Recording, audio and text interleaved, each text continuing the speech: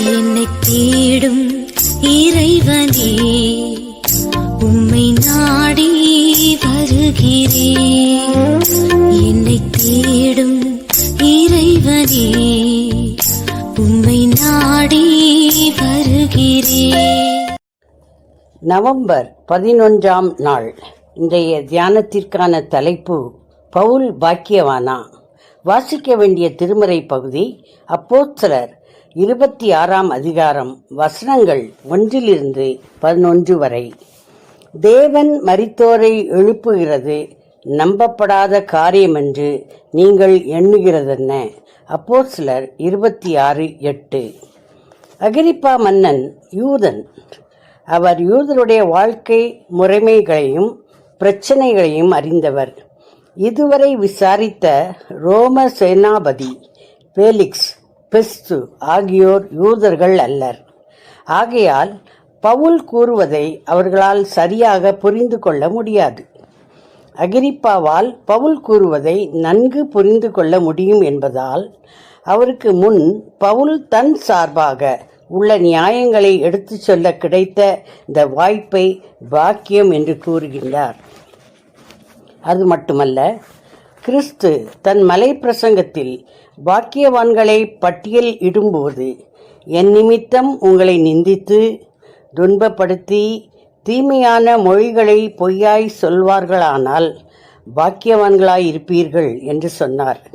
அந்த நிந்தனை, துன்பம், பொய் யாவும் இப்போது பவுலின் விசாரணையில் நிறைவேறுவதாலும் அவரை நாம் பாக்கியவான் என்று ஏற்றுக்கொள்ளலாம். சிறுவயது முதலே பவுலின் நடத்தை பழுதற்றதாய் இருக்கிறது. அதனால்தான் 5 கடைபிடித்த நன்னடத்தை முதுமையிலும் அவர் வாழ்க்கையை பழுதற்றதாய் காத்து கொண்டது. மேலும் பவுல் கண்டிப்பான பரிசேயனாய் வாழ்கிறார். பரிசேயர்கள் ஓய்வு நாள் விதி முதல் சகல காரியங்களிலும் நியாயப்பிரமாணத்தை கருத்தாய் கடைபிடிப்பார்கள். இப்போது பவுலை குற்றம் சாட்டும் யூதர்கள் இதை குறித்து பவுலுக்கு நற்சாட்சியே கொடுக்க முடியும். யூத சமயத்தில் மரித்தோர் உயிர்த்தெழுவர், நித்திய ஜீவனை பெறுவர் என்பது பல வாக்குத்தத்தங்களில் உறுதிப்படுத்தப்பட்டுள்ளது. அந்த வாக்குத்தத்தத்திற்காகவே, அது என் நம்பிக்கையின் அஸ்திபாரமாயிருப்பதற்காகவே என்னை குற்றம் சாட்டி விசாரணைக்கு உட்படுத்தியிருக்கிறார்களே. இது எப்படி நியாயமாகும் என்பது பவுலின் கேள்வி. யூதர் மீதுள்ள குற்றச்சாட்டும் கூட. இஸ்ரவேலராகிய 12 கோத்திரத்தாரும் தேவன் மரித்தோரை எழுப்புவார் என்று நம்பிக்கொண்டு, இதுவே என்னுடைய நம்பிக்கையாகவும் இருக்கும்போது என்னை குற்றம் சாட்டுவது ஏன் என்று நல்ல வழக்கறிஞர் போல பவுல் தன் சார்பாக பேசுகிறார். ஞானமான கேள்வி அல்லவா?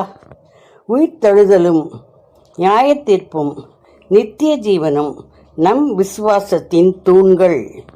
உயிர்த்தெழுதலும் நியாயத்தீர்ப்பும் நித்திய ஜீவனும் நம் விசுவாசத்தின் தூண்கள்.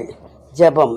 இறைவா, அடிப்படை நம்பிக்கை குறித்து அடிக்கடி ஐயப்படாதிருக்கும் மன உறுதியை தாரும். ஆமேன்.